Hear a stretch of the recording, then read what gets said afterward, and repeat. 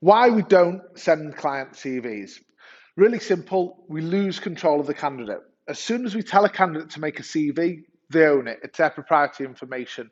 If they're going through Google or whatever it may be and they see, or LinkedIn, and they see a job that may be of interest, guess what? They've got a CV to hand and they can send it away. They can send it to friends, they can send it to family, they can send it anywhere. That means we lose control of that candidate.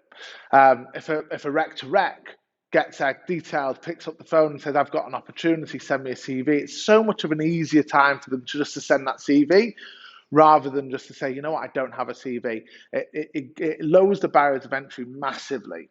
So we lose control of the candidate, and it's something that's just not really required.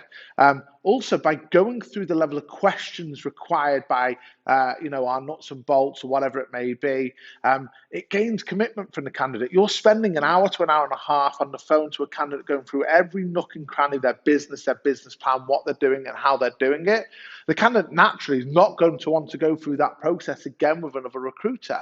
Therefore, you're gaining commitment and really tying up that level of exclusivity.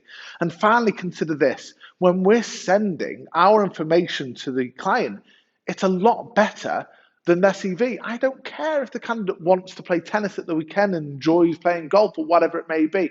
I care about this year's billings, last year's billings, interview to deal ratio. I care about average deals. I care about the client makeup, PSLs, retained work. I care about everything that we go into detail in our nuts and bolts, in our pre-screen as well. So overall, CVs are a bad thing. They lose control of the candidate, they lose commitment, and they just add very little value.